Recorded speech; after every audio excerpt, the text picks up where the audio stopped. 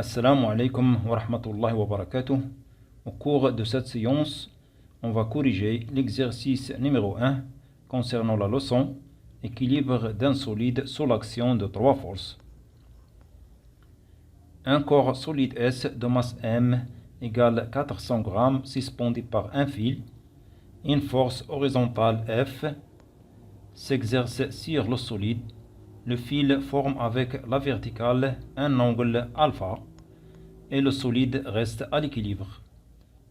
On donne l'intensité de la force F est égale 5 N et G, l'intensité de pesanteur, est égale 10 N par kg. La question numéro 1. Faire le bilan des forces s'exerçant sur le solide S. 2. Représenter et tracer les lignes d'action des forces exercées sur le solide S. Que peut-on conclure? 3. Tracer la ligne polygonale des forces exercées sur le solide en utilisant l'échelle 1 cm correspond 2 N. 4. Déduire l'intensité de la tension du fil et la valeur de l'angle alpha. La question numéro 1. Faire le bilan des forces s'exerçant sur le solide S. يعني أعطي جردا للقوى المطبقة على الجسم الصلب S. ونبدأ بتحديد الجسم المدروس. C'est-à-dire le système à étudier c'est le solide S. ثم نحدد القوى المطبقة على الجسم الصلب S. C'est-à-dire on détermine le bilan des forces. Donc le bilan des forces sont le vecteur P, le poids des solides S, le vecteur T, la tension du fil, le vecteur F, la force exercée sur le solide S. La question numéro 2. Représenter et tracer les lignes d'action des forces exercées sur le solide S. Que peut-on conclure? يعني نمثل القوى المطبقة على الجسم الصلب S ثم نرسم خطوط التأثير للقوى المطبقة على الجسم الصلب S. Donc sur la figure, on représente les trois forces, le vecteur P, le vecteur T et le vecteur F. Le poids qu'on symbolise par le vecteur P est une force à distance, donc son point d'application est le point qui représente le centre de gravité du solide S. Cette force est dirigée vers le bas verticalement et on ajoute le vecteur P. La tension du fil qu'on symbolise par le vecteur T, c'est une force de contact, donc son point d'application est le point de contact entre le fil et le solide S. Cette force est dirigée vers le support et on ajoute le vecteur T. Le vecteur F, la force exercée sur le solide S, est déjà représentée. Après, on va tracer les lignes d'action de ces trois forces. Et on trace la ligne d'action du poids, c'est-à-dire la ligne d'action du vecteur P. On trace aussi la ligne d'action de la tension du fil, c'est-à-dire la ligne d'action du vecteur T. Puis on trace la ligne d'action de la force exercée sur le solide S, c'est-à-dire la ligne d'action du vecteur F. Les lignes d'action de ces trois forces s'intersectent en même point. Et que peut-on conclure? يعني ماذا نستنتج? Donc on conclut que les trois forces, le vecteur P, le vecteur T et le vecteur F, sont concurrentes. La question numéro 3. Tracer la ligne polygonale des forces exercées sur le solide en utilisant l'échelle 1 cm correspond à 2 N. Donc on trace la ligne polygonale de ces trois forces.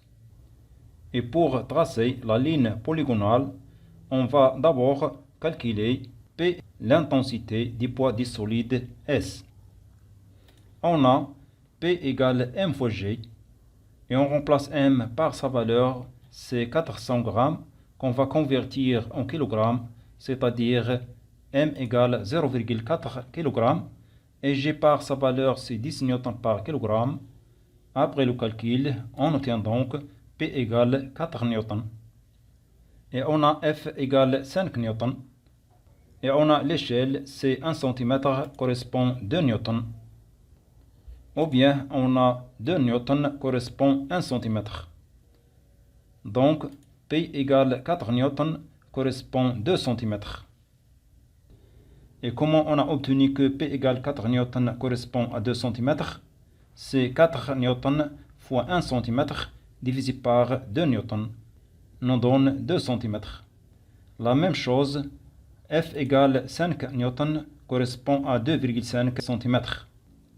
5 newtons fois 1 cm divisé par 2 newtons nous donne 2,5 cm.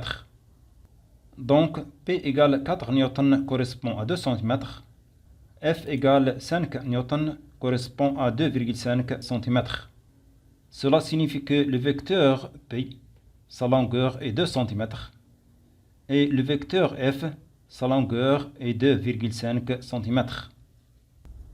Et on trace la ligne polygonale de ces trois forces en formant un triangle de telle façon que la fin du vecteur d'une force sera le débit de l'autre force en respectant les caractéristiques de chaque force. Le vecteur P est de longueur 2 cm. Donc on trace le vecteur P en gardant sa direction verticale et son sens vers le bas est de longueur 2 cm. Et on ajoute le vecteur P. On trace donc le vecteur F en gardant sa direction horizontale et de sens vers la droite et de longueur 2,5 cm. Et on ajoute le vecteur F. Sur la figure, le vecteur P et le vecteur F sont perpendiculaires. Donc on trace la ligne polygonale de telle façon que le vecteur P et le vecteur F soient perpendiculaires. Enfin, on ferme le polygone par le vecteur T en gardant sa direction et son sens, et on ajoute le vecteur T. Sur la figure, l'angle alpha est situé entre le fil et la verticale. Or, le vecteur P est de direction verticale. Donc, l'angle alpha sur le polygone est situé entre le vecteur P et le vecteur T. La question numéro 4. Déduire l'intensité de la tension du fil et la valeur de l'angle alpha. De la ligne polygonale, on déduit la tension du fil T. On a l'échelle 1 cm correspond 2 newtons. Et avec une règle, on mesure la longueur du vecteur T. On trouve 1, 2, 3,2 cm. Donc 3,2 cm correspond à 6,4 newtons.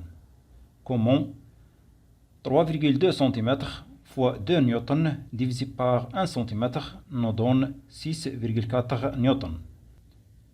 Donc la tension du fil T est égale à 6,4 newtons. Après, on va déduire la valeur de l'angle alpha. À partir de la ligne polygonale, on déduit la valeur de l'angle alpha, à savoir que la ligne polygonale de ces trois forces est un triangle rectangle et l'angle droit est situé entre le vecteur P et le vecteur F. Donc, sinus d'alpha est égal à F divisé par T. Et F égale 5 newtons et T égale 6,4 newtons. Donc 5 newtons divisé par 6,4 newtons nous donne 0,78125. Et avec calculatrice, on déduit l'angle alpha, c'est donc alpha égale 51,3 degrés.